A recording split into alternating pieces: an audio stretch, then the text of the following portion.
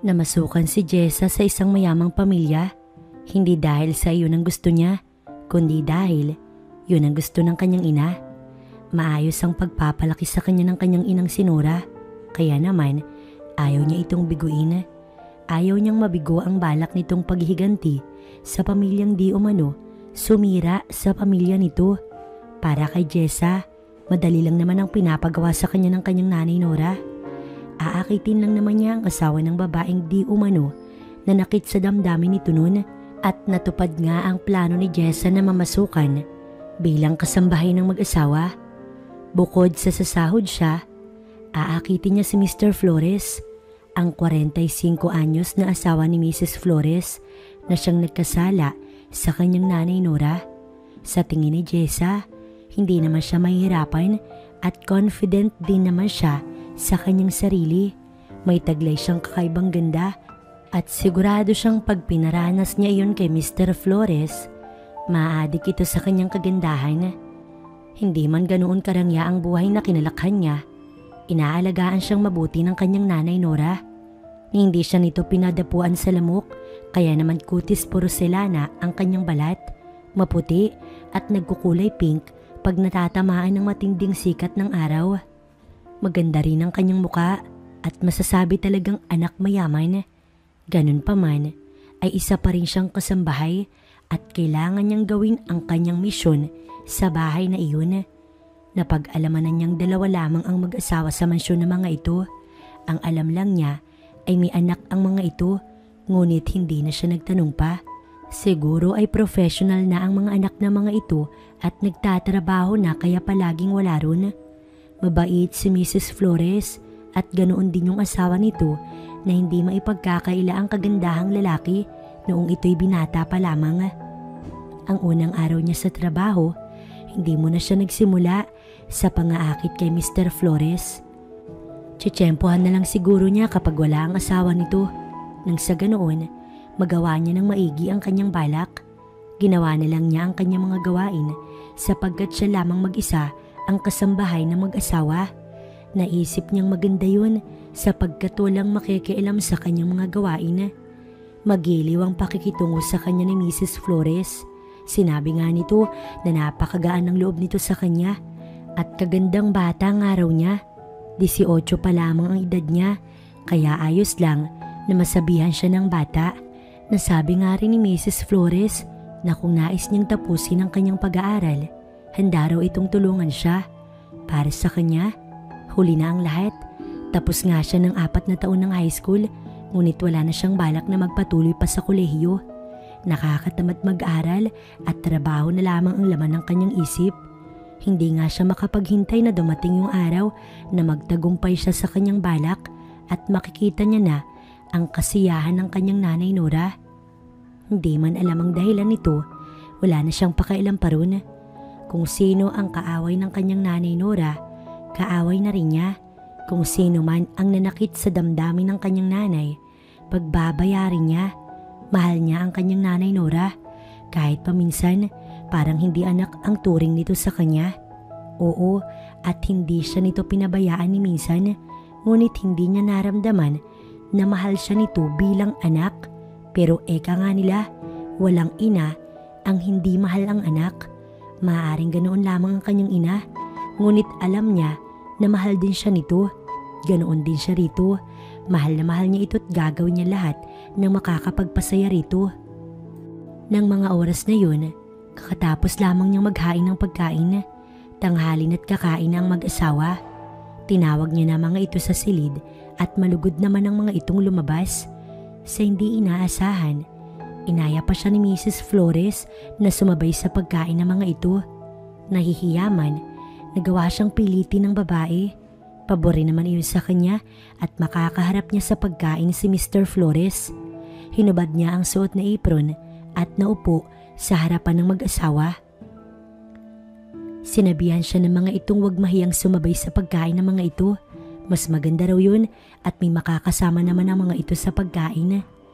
Doon pa lamang, alam na ni Jessa na napakabait nga ni Mrs. Flores. Ano naman kaya ang posibleng dahilan kung bakit ganoon na lang kalalim ang galit ng kanyang ina sa babae? Paano naman kaya nagagawa ng ganoon kabait na babae na saktan ng kanyang ina nun? Posible rin kaya siyang saktan nito katulad ng pananakit nito sa kanyang ina? Pinilig na lamang ni Jessa ang kanyang ulo. Maraming katanungan sa kanya si Mrs. Flores habang tahimik namang kumakain ang asawa nito. Marami rin siyang tanong na iniiwasang sagutin at baka makilala pa ng babae ang kanyang nanay. Ayaw niyang masira ang kanyang planong paghiganti para sa kanyang ina. Maya-maya pa, tumayo si Mr. Flores at nagpaalam ng umalis. Papasok na raw ito doon sa bahay sa araw na yun at tinatamad daw itong lumabas. Tuluyan na nga umalis si Mr. Flores at iniwanan lamang ng isang halik sa noo ang asawa. Talagang mahal nito si Mrs. Flores, ngunit batid niyang magbabago ang lahat ng yun. Oras na masimulan na niya ang kanyang balak. Napakaganda ng pakikitungo ni Mrs. Flores kay Jessa. Sa katunayan, panayang bigay nito sa kanya ng regalo. Hindi alam ni Jessa kung bakit ganoon na lamang kabait ang ginang. Ganun pa man, hindi niya pwedeng baliwalain ang dahilan ng kanyang pagpunta ron dahil lamang sa kabaitang pinapakita sa kanya ng ginang. Isang umaga nga, inaya siya na mag-asawa na mamasyal at hindi niya inasahang dadalhin siya ng mga ito sa mall. Binilahan siya ng ilang piraso mga damit na talaga namang ikinatuwa niya ng gusto. Magiliw naman siyang pinagmasdan ni Mrs. Flores habang ngingiti-ngiti sa mga bagay na kanyang natatanggap. Hanggang sa isang araw, kinailangan ni Mrs. Flores na umalis at may bibisitahin itong kamag-anak sa Baguio. Sakto namang hindi nakasama rito yung asawa nito at kagagaling lamang ni Mr. Flores sa trangkaso. Naiwan silang dalawa sa mansyon. Noon pumasok sa isip ni Jessa na sakto ang pagkakataong yun upang isakatuparan ang kanyang plano. Ang bilin pa naman ni Mrs. Flores sa kanya. Alagaan niya ng mabuti yung asawa nito nang sa ganun, tuluyan na itong gumaling.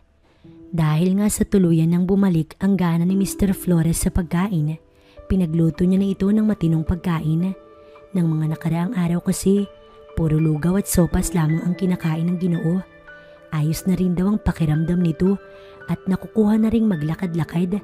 Ng mga oras nga na yon, naroon si Mr. Flores sa harapan ng swimming pool at nagbabasa ng magazine habang nakaupo sa upuang naroon. Matarik ang sikat ng araw at napakainit sa pakiramdam ni Jessa. Dumaan siya mismo sa harap ni Mr. Flores at nagpaalam pa ito na nais niyang maligo at tapos na rin naman ang kanyang trabaho.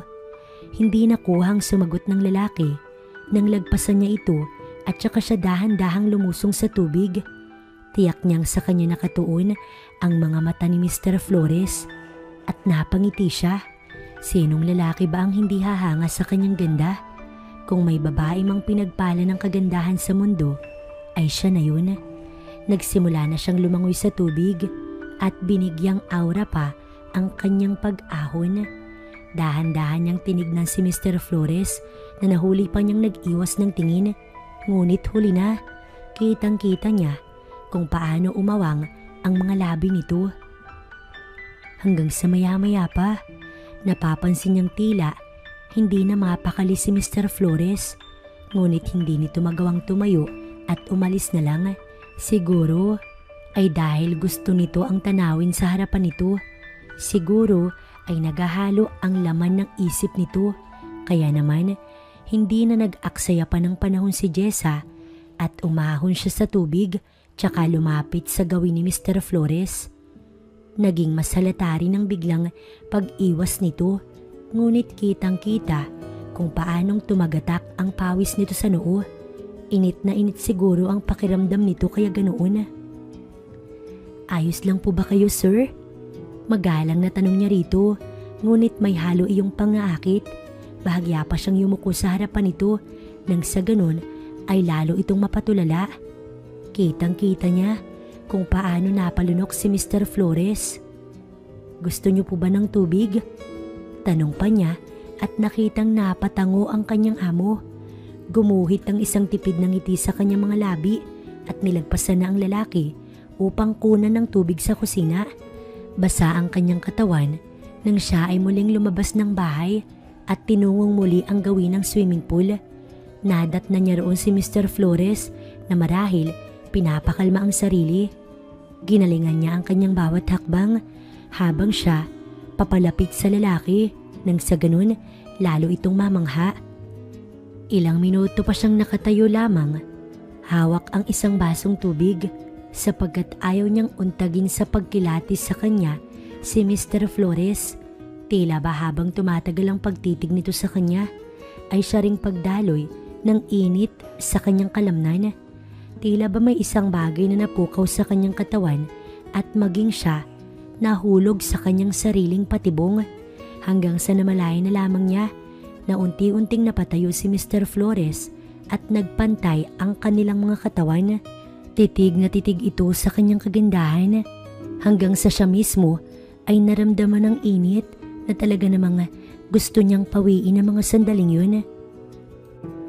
Hanggang sa maya-maya, hinawakan ni Mr. Flores ang kanyang magkabilang braso. Pinakatitigan nito ang kanyang mga mata.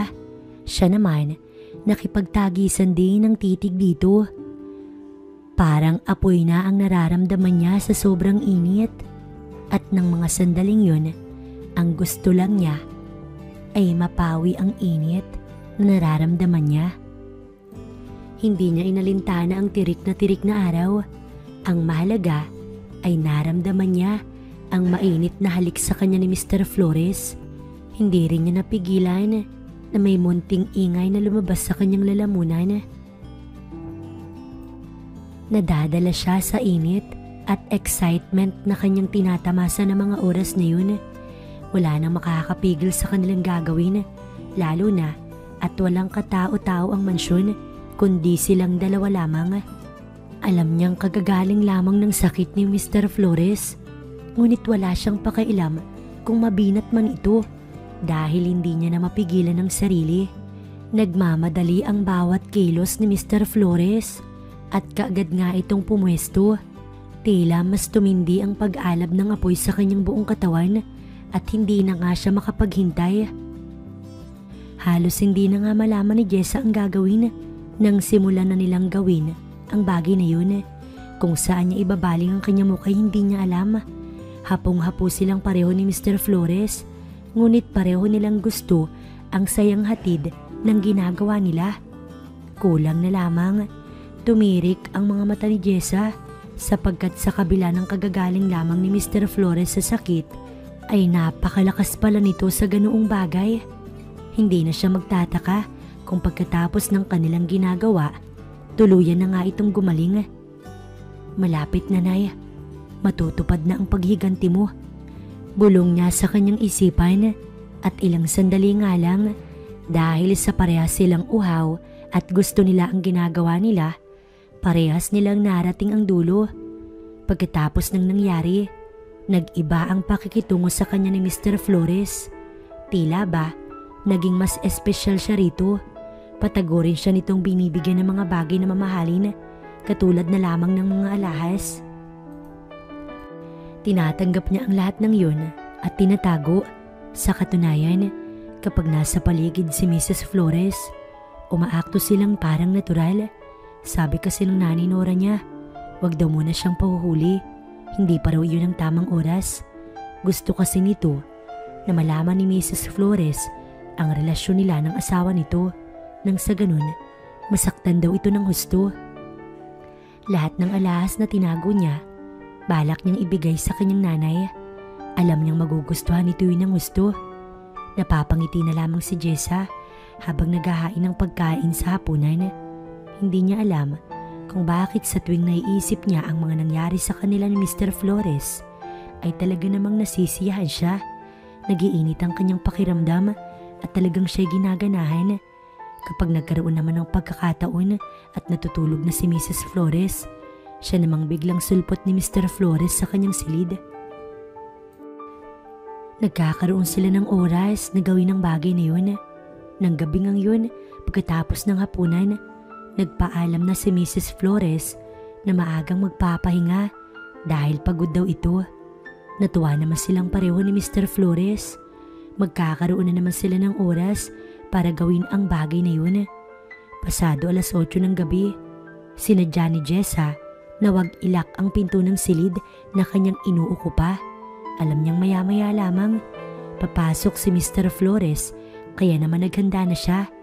Tiniyak niyang mabango siya nang sa ganun matuwa ang lalaki. Ilang minuto pa nga ang nagdaan, tuluyang bumukas ang pinto. Hindi nga nagkamali si Jessa at si Mr. Flores yun. Ngiting-ngiti at kaagad siyang sinunggaban at ikinarga at saka hiniga sa kama.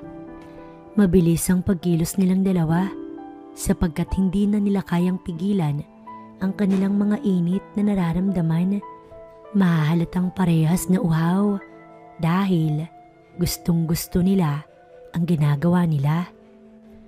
Agad na nga nilang inumpisahan ng bagay na makakapaghatid sa kanila sa dulo. Hindi malaman ni Jessa kung saan siya kakapit at napili niyang kumapit sa bedsheet ng kama.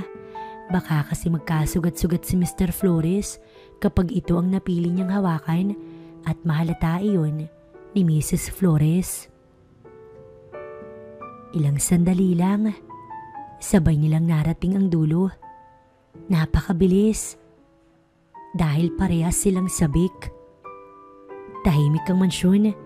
Kaalis lamang ni Mrs. Flores. Naiwan si Jessa at ilang minuto lamang bumalik si Mr. Flores. Ilang araw rin kasi silang hindi nagkasama at nagawa ang bagay na yun. Gawa ng palagi nang naroon si Mrs. Flores. Gabing-gabi na rin itong natutulog, kaya naman wala na talagang oras pa ang dalawa sa isa't isa. Namimiss na ni Jessa ang ginagawa nila ni Mr. Flores. Talagang nangulila siya ng gusto, kaya naman tuwang-tuwa siya nang bumalik ang lalaki. Kaagad silang nagyakapan sa sala pa lamang ng mansyon. Wala silang pakialam sa paligid sapagkat wala rin namang katao-tao ron kundi silang dalawa lamang. Masyadong nakatuon ang kanilang atensyon sa kanilang ginagawa. Pareho silang nadadarang at halos hindi malaman kung anong susunod na gagawin. Dinadama ang halik ng bawat isa. Sumasabay sa daloy ng mga pangyayari na alam nilang pareho nilang magugustuhan. Hanggang sa hindi nila namalayan, napahiga na pala silang pareho doon mismo sa sahig, sa galak na kanilang nararamdaman. Kampante sila na walang makakakita sa kanila, kaya naman pinagpatuloy nila ang ginagawa nila. Sa muli, naramdaman ni Jessa ang saya na kanyang labis na pinangaulilaan. Napakagatlabi siya dahil sa kanyang naramdaman. Napapalunok siya at kulang na lamang mapahiyaw ng gusto dahil sa kanyang nararamdaman. Napapangiti siya dahil sa dulot ng pag-iisa nila ni Mr. Flores. Isang mapusok na halik pa ang kanilang pinagsaluhan. Kapos na ang kanilang mga hininga. Ngunit natigil si Jessa at napalunok dahil isang boses lang naman ang kanilang narinig sa kanilang likuran na siyang nagpahinto sa ginagawa nila. Dahan-dahan siyang napalingon at nakita si Mrs. Flores kasama ang kanyang nanay Nora. Nalito ang dalaga at nakaramdam ng takot at pagtataka. Halos hindi siya makagalaw at nakatunghay sa kanila ang kanyang ina at asawa ni Mr. Flores. "Kamusta ka na, Art? Matagal na panahon na rin." Naputo lang sinasabi ng kanyang ina nang magsalita si Mr. Flores. "Nora, ikaw ba yan?" Kapwa sila nag-ayos ng kanilang mga sarili. Hinihintay na lamang ni Jessa na susugurin siya ng sabunot ni Mrs. Flores. "Ako nga to, Art. Ang babaeng pinangakuan mo ng kasal, ngunit tinupad mo sa matalik kong kaibigan." Sabay lingon ng kanyang ina kay Mrs. Flores. Mukhang malalaman na ni Jessa ang dahilan ng paghihiganti ng kanyang ina. Hindi nakapagsalita ang dalawa at nakinig lang sa sinasabi ng kanyang ina. "Matagal na panahon na rin, no? Parang kailan lang. Nandito ako sa mansyon ninyo at nagnakaw ng isang sanggol na ngayon ay malaki na. Hindi ko lubos maisip na magagawa pala ng mag-ama ang bagay na ginagawa ninyo ni Jessa. Huwag mong sabihin na nakalimutan mo na si Yana, ang nag-iisang anak ninyo ng asawa mo na ninakaw. Siguro naman alam nyo na ako ang nagnakaw at nagpalaki kay Yana, na ngayon ay si Jessa na." Sabay tawa ng kanyang nanay Nora. Parang biglang sinampal ng katotohanan si Jessa. ang babaeng pinaghigantihan niya ay ang kanyang ina.